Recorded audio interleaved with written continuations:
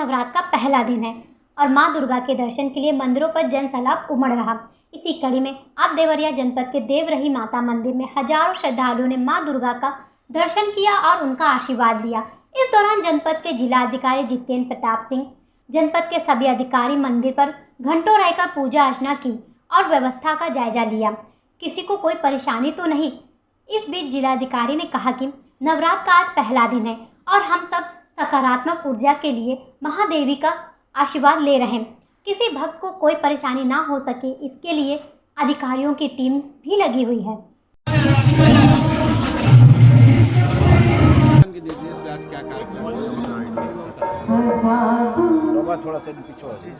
थोड़ा पीछे।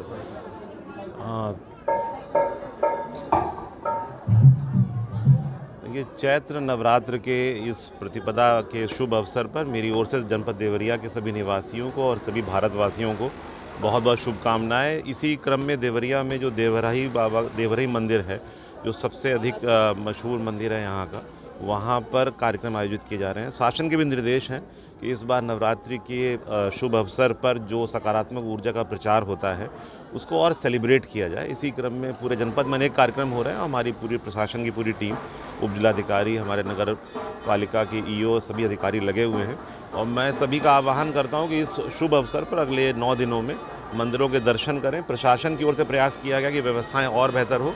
जो मंदिर के संचालकगण हैं, गुप्ता जी और सब लोग, वो भी लगे हुए हैं और मैं ये प्रार्थना करता हूँ प्रभु से कि सभी को सद्बुद्धि मिले और जो एक सकारात्मक ऊर्जा का प्रचार और नकारात्मक ऊर्जा का नाश हो। देवरिया से ज्ञाननाम मिश्रा की रिपोर्ट, जन कल्याण न्यूज। खबर फिरोजाबाद से है।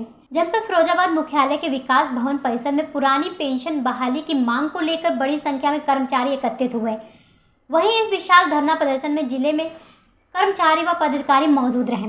उत्तर प्रदेश राज्य कर्मचारी संघ के जिला अध्यक्ष ने कहा, पुरानी पेंशन हमारी बुढ़ापे का सहारा है। अन्य राज्यों में पुरानी पेंशन बहाली की घोषणा कर दी गई, लेकिन उत्तर प्रदेश में अभी तक पुरानी पेंशन बहाल नहीं की गई।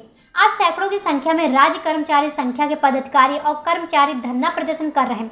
सरकार से मांग करते हैं कि पुरानी पेंशन जल्द से जल्द बहाल की जाए।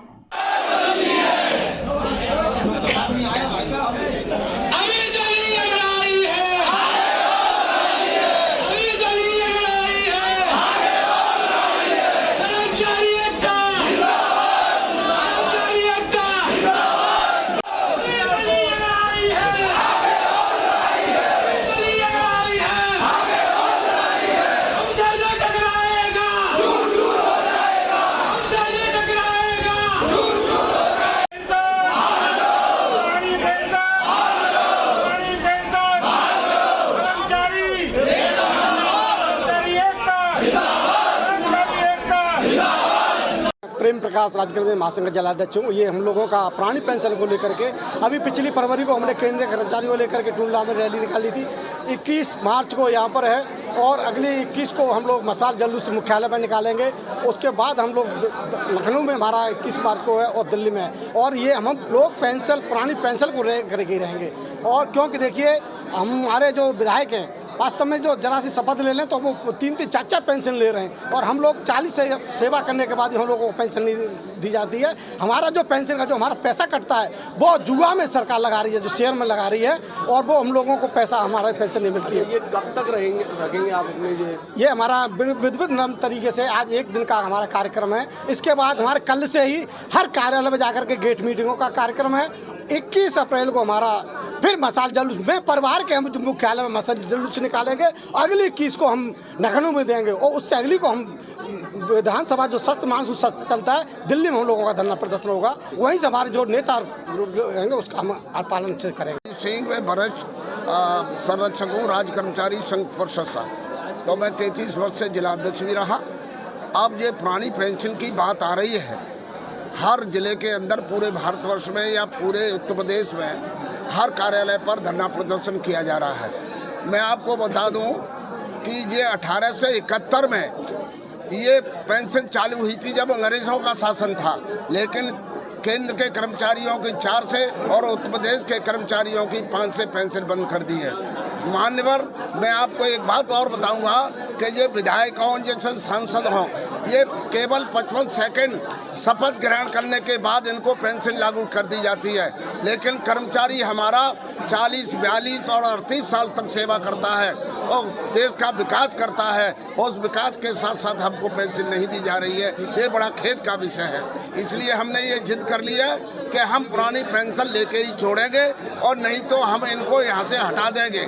मैं मानवर ये भी कहना चाहूँगा कि ये सरकार कर्मचारियों को संविदा पे भर्ती कर रही है और ठेकेदारी पे भर्ती कर रही है, तो क्यों न एमएलए, एमपी और मिनिस्टरों की संविदा पे भर्ती की जाए और ठेकेदारी प्रथा पे भर्ती की जाए।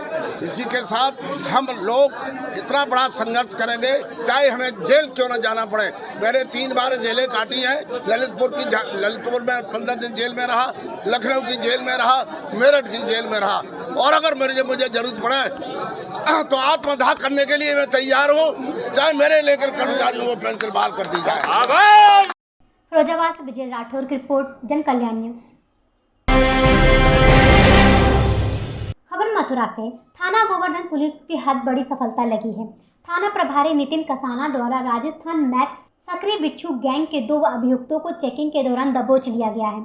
आपको बताते चले कि आए दिन गोवर्धन क्षेत्र में हो रही लूट की घटनाओं को लेकर थाना गोवर्धन पुलिस के साथ साथ मथुरा पुलिस काफ़ी चिंतित नजर आ रही। इसी के चलते वरिष्ठ पुलिस अधीक्षक मथुरा के निर्देश के क्रम में पुलिस अधीक्षक ग्रामीण व चित्रकारी गोवर्धन राम मोहन पर्यवेक्षण और प्रभारी निरीक्षक गोवर्धन के नेतृत्व में आज थाना गोवर्धन पुलिस द्वारा मुखबिर खास की सूचना पर डिग रोड पर डिग बम्बा बाईपास में देवेंद्र और देवो पुत्र हरिओम निवासी लखन पेंगोर कुम्हेर राजस्थान को 2 अलग तमंचा, 315 बोर मैप, 4 आदत जिंदा कारतूस, 315 bore 110 motorcycle Hero HF deluxe बिन नंबर प्लेट के गिरफ्तार किया है। बरामद मोटरसाइकिल के संबंध में थाना गोवर्धन में थाना दोनों अभियुक्तों के विरुद्ध संबंधित धाराओं के तहत कार्रवाई करते हुए जेल भेजा जा रहा। थाना गोवर्धन पुलिस गैंग के बाकी साथियों की तलाश में जुटी हुई है।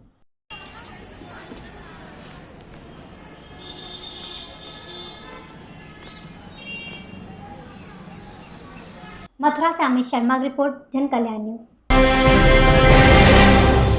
खबर फिरोजाबाद से है। प्रशासन की बड़ी कार्रवाई। नगर पंचायत चेयरमैन द्वारा प्रशासन की जमीन पर अवैध कब्जे को छुड़वाया गया। मौके पर भारी संख्या में पुलिस फोर्स मौजूद रहा। सरकारी संपत्ति के अवैध कब्जे पर प्रशासन का चला बुलडोजर। थाना फरिया क्षेत्र में तालाब की जमीन को प्रशासन ने कराया खाली। फरिया नगर पंचायत के चेयरमैन अब्दुल हाई द्वारा तालाब की जमीन पर किया गया था कब्जा। शासन के निर्देश पर आज प्रशासन द्वारा चलाया गया बुलडोजर, दुकानों को किया गया जमींदोज। एसडीएम ने बताया कि नगर पंचायत चेयरमैन द्वारा अवैध कब्जे के मामले में न्यायालय में मुकदमा चल रहा है। वहीं शासन ने निर्देश पर आज पुलिस प्रशासन की टीम द्वारा जेसीबी से दुकानों को तुड़वाकर अवैध कब्जे को हटाया गया। शासन के निर्देशानुसार जो सरकारी संपत्तियां हैं उस पर अवैध कब्जों का चिन्हांकन किया गया। उसी क्रम में ये नगर पंचायत फरिया के अंतर्गत ये गार्डन है, तालाब की जमीन है, गार्डन नंबर 1032। इस पे जो है पूर्व चेयरमैन जो इस समय थे उन्होंने कब्जा करके इस पे दुकानें बना रखी है। तो इनके विरुद्ध जो है बेदखली का आदेश मुकदमा न्यायालय तहसीलदार असिस्टेंट कलेक्टर के यहाँ चला था और उसमें बेदखली का आदेश पारित किया गया था। उसके विरुद्ध इन्होंने जो है जिलाधिकारी न्यायालय में अपील दायर किया था। वह अपील की सुनवाई करने के बाद अपील में भी ये पाया गया कि अवैध निर्माण है, इसलिए अपील को निरस्त करते हुए इसको बेदखल करने का आदेश पारित किया गया। उसी आदेश के अनुपालन में आज हम लोगों ने पुलिस और राजस्व विभाग दोनों मिलकर के आज यहाँ पर बेदखली की कार्रवाई किया और मौके पे जो निर्माण था उसे ध्वस्त करा दिया गया। मैसेज जाना चाहिए कि सरकारी संपत्ति सरकारी होती है, उस पर कोई भी आदमी दबंगई बलपूर्वक गुंडई के आधार पर कब्जा नहीं कर सकता है। सर, जैसे इनका एक दावा था कि ये जगह हमारी है, वो क्या कुछ निकला? इस परिप्रेक्ष्य में ही तो सुनवाई होती है। जो बेदखली का मुकदमा चलता है उसमें सभी पक्षों को अपना पक्ष प्रस्तुत करने का अवसर दिया जाता है। तो इन्होंने तहसीलदार न्यायालय में भी अपना पक्ष प्रस्तुत किया है, अपीली न्यायालय में भी अपना पक्ष प्रस्तुत किया और दोनों न्यायालय में पाया कि नहीं, ये इनका कथन गलत है। ये राजस्व विभाग में तालाब दर्ज है जो नगर पंचायत फरिया की। फिरोजाबाद से विजय राठौर की रिपोर्ट, जन कल्याण न्यूज। खबर फिरोजाबाद से है। नवरात्रि के अवसर पर मंदिरों में भारी भीड़, सुरक्षा के कड़े बंदोबस्त। शिकोहाबाद नगर के प्रमुख मंदिर में भक्तों के जयकारों से गूंजा।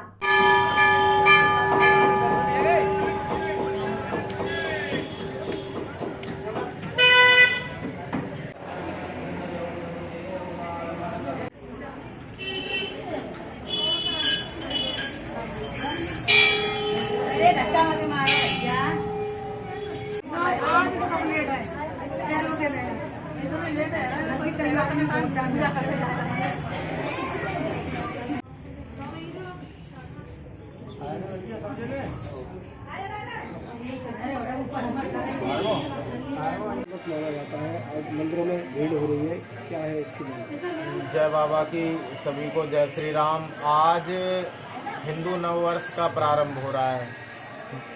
कुछ लोग जिस प्रकार से जो अंग्रेजी नववर्ष मनाते आए हैं 1 तारीख से, किंतु असली रूप में आज हिंदू नववर्ष का प्रारंभ हो रहा है। चैत्र शुक्ल प्रतिपदा आज से हिंदू नववर्ष का प्रारंभ हुआ है।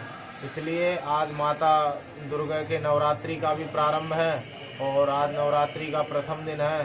सभी भक्त माता रानी से आशीर्वाद लेने यहाँ पहुँचे हैं श्री बालाजी महाराज से। आज हिंदुत्व नववर्ष के शुभ अवसर पर आप सभी को बहुत बहुत हार्दिक शुभकामनाएं। चैत्र शुक्ल प्रतिपदा नवरात्रि की आप सभी को हार्दिक शुभकामनाएं। आपका नववर्ष मंगलमय हो। श्री बालाजी महाराज कृपा बनाए रखें और आप सभी को श्री बालाजी महाराज का आशीर्वाद प्राप्त हो। जय श्री राम। फिरोजाबाद से विजय राठौर की रिपोर्ट, जन कल्याण न्यूज।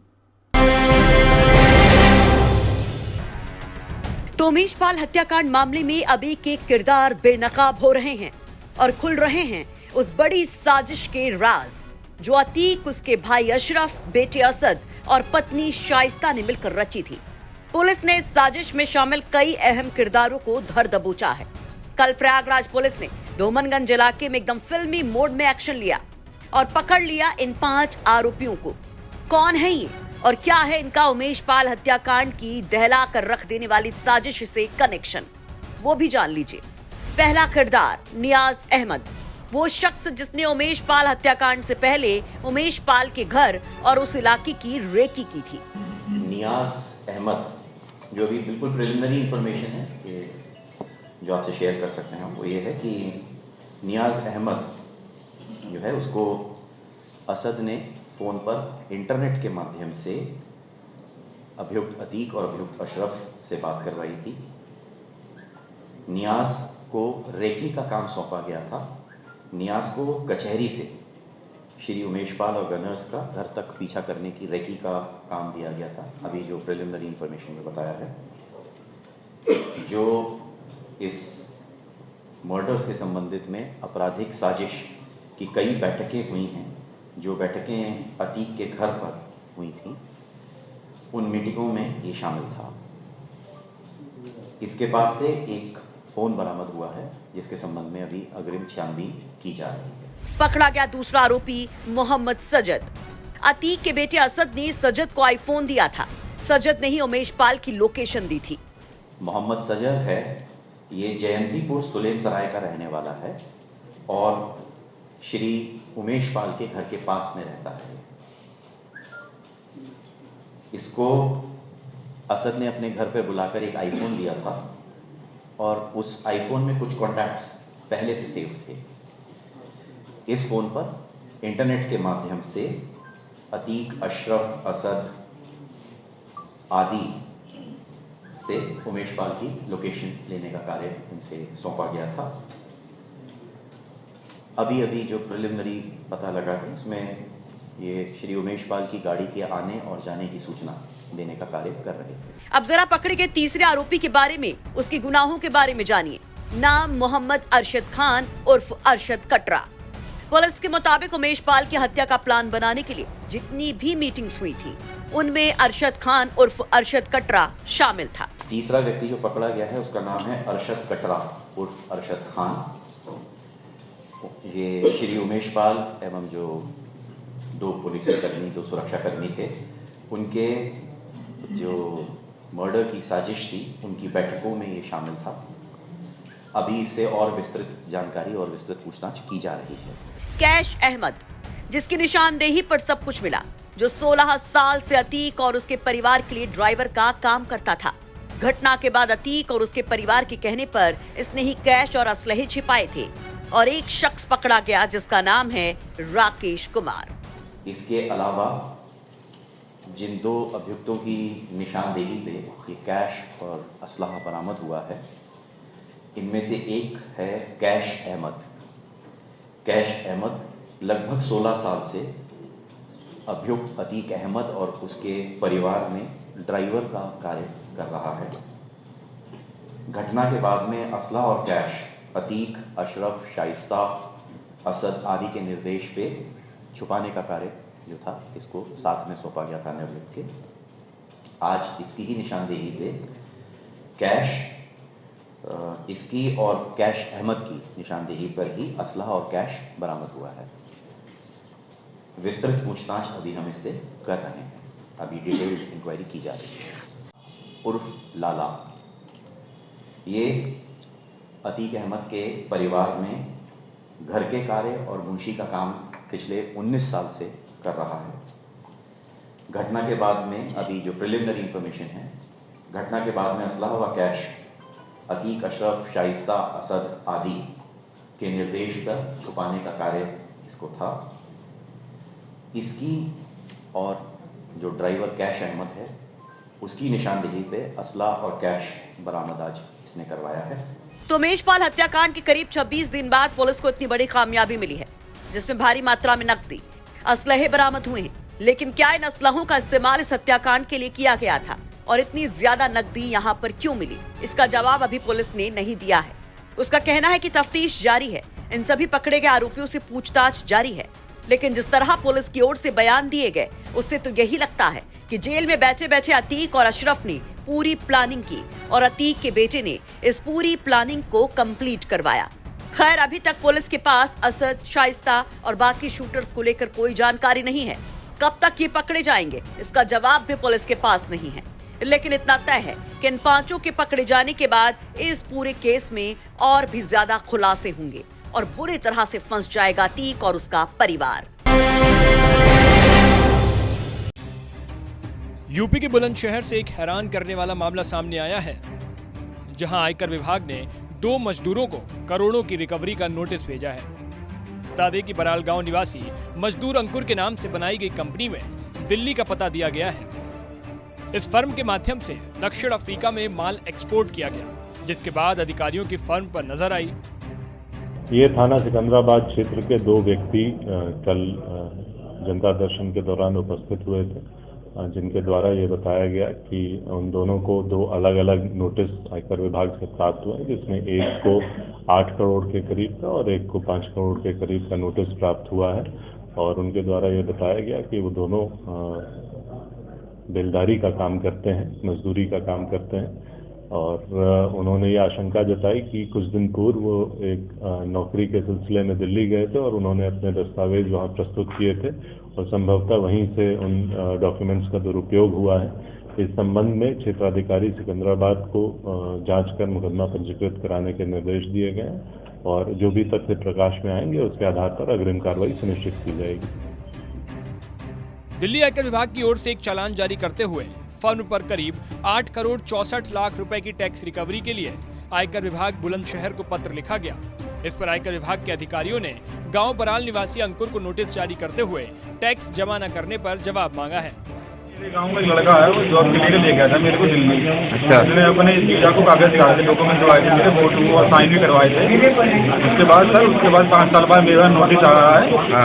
अब मैं बहुत परेशान हूँ, मैं बहुत गरीब परिवार से हूँ। हाँ। नोटिस में क्या आया? नोटिस में 8 करोड़ कुछ रुपए का नोटिस आया मेरे पास।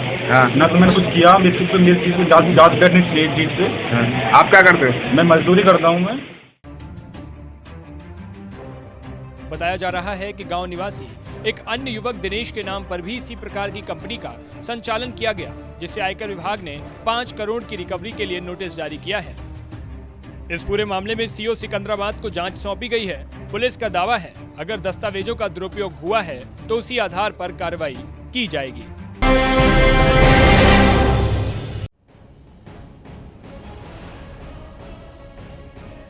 सेंट्रल नोएडा के डीसीपी आईपीएस रामबदन सिंह का नाम इस वक्त चर्चाओं में है। दरअसल सेंट्रल नोएडा के डीसीपी आईपीएस रामबदन सिंह के खिलाफ एक अज्ञात व्यक्ति ने प्रधानमंत्री कार्यालय में शिकायत दर्ज कराई है। शिकायत में आरोप लगाया गया है कि इससे पहले जनपद में सीओ पद पर तैनात रहे रामबदन सिंह ने बेकसूर लोगों को फर्जी मुकदमे में फंसाया।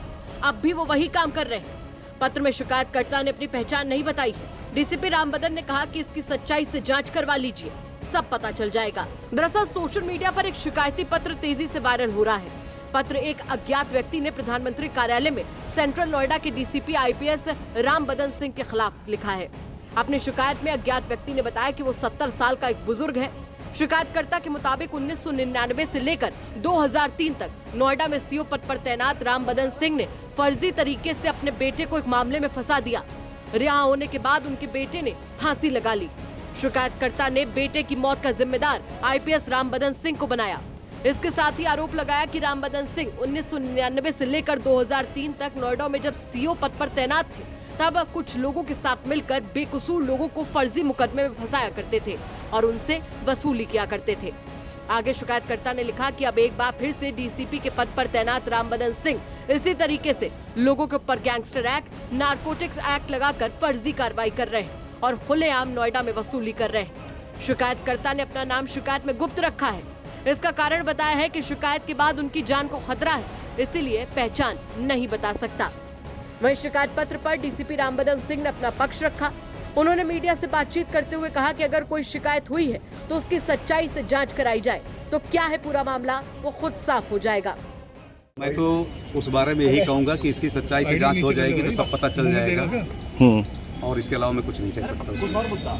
सर, इस समय जो पीएमओ को लेटर दिया गया है उसमें तमाम तरीके की बातें कही गई हैं। कहा गया है कि जबरन कब्जा कराया गया और बेटे ने आत्महत्या कर ली। इस तरीके के एक वृद्ध युवक द्वारा आरोप लगाए जा रहे हैं। मैं तो आपसे कह ही रहा हूँ कि इसकी जांच सच्चाई से हो जाएगी, सब पता चल जाएगा इसमें। तो डीसीपी के ऊपर लगे आरोप काफी गंभीर है। अब देखने वाली बात ये होगी कि इस मामले में क्या सच निकलकर सामने आता है, क्योंकि ये विषय काफी ज्यादा इस वक्त उछला हुआ है। सऊदी अरब की सरकार ने एक ऐसा फैसला लिया है जिससे दुनिया भर के मुस्लिम भड़क गए हैं। 22 मार्च से शुरू हो रहे रमजान के पवित्र महीने में सऊदी ने कई तरह के प्रतिबंधों और नियमों का ऐलान किया है। इसमें सऊदी अरब में मस्जिद के अंदर लाउड स्पीकर की संख्या को कम करना, दान देने पर रोक और मस्जिदों के अंदर अजान के प्रसारण पर रोक शामिल है। इन नियमों और कानूनों को इस्लामिक मामलों के मंत्रालय ने शुक्रवार को जारी किया है। इसके अलावा रोजेदारों पर निगरानी रखना भी नए नियमों में शामिल किया गया है।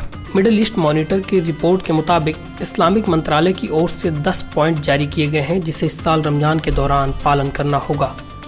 इस गाइडलाइन में मस्जिदों को रोजेदारों के लिए भोजन बनाने के लिए चंदा लेने पर रोक शामिल है। यही नहीं, यह भी निर्देश दिया गया है कि इस तरह के भोजन को मस्जिद प्रांगण के एक खास इलाके में ही तैयार किया जाए, ना कि मस्जिद के अंदर। रोजेदारों के लिए इस भोजन को इमाम और मुअज्जिन की निगरानी में बांटा जाए। सऊदी मंत्रालय ने कहा कि ये दोनों ही अधिकारी पूरे रमजान के महीने में मौजूद रहें। इस्लामिक मंत्रालय ने कहा कि शाम की प्रार्थना, तरावीह और रात की प्रार्थना तहज्जुद को पर्याप्त समय में पूरा किया जाए ताकि रोजेदारों को कोई दिक्कत ना हो। इसके अलावा मस्जिद के अंदर फोटोग्राफी और अजान के लाइव प्रसारण पर भी रोक लगाई गई है। साथ ही रोजेदारों को बच्चों को मस्जिद के अंदर लाने पर रोक लगाई गई है। इससे बाधा उत्पन्न होने का तर्क दिया गया है। इससे पहले पिछले साल भी मस्जिदों में अजान के दौरान लाउड स्पीकर की आवाज़ को कम कर दिया गया था, जो इस साल भी लागू रहेगा। रोजेदारों को इस बात के लिए उत्साहित किया जाएगा कि वे मस्जिदों के बारे में पढ़ें। इन नियमों के जारी होने के बाद दुनिया भर के मुस्लिम सऊदी अरब पर भड़के हुए हैं। उनका कहना है कि सऊदी अरब इन नियमों को जारी करके सार्वजनिक जीवन में इस्लाम के प्रभाव को कम करना चाहता है। इस पूरे विवाद के बाद सऊदी अरब के इस्लामिक मंत्रालय के प्रवक्ता ने सफाई दी है कि मंत्रालय मस्जिद के अंदर रोज़ा तोड़ने से नहीं रोक रही, इसके बजाय हम उसे संगठित कर रहे हैं ताकि जिम्मेदार लोग मौजूद रहें, साथ ही मस्जिद की सफाई बरकरार रहे। उन्होंने कहा कि प्रसारण पर बैन का उद्देश्य यह है कि गलतियों को रोका जा सके।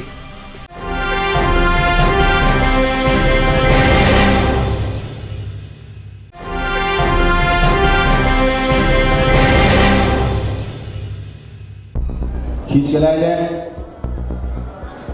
और लाया जाए खींच के, सब सारी सुइयां लाई जाए खींच के, सब बांध के रखे जाए।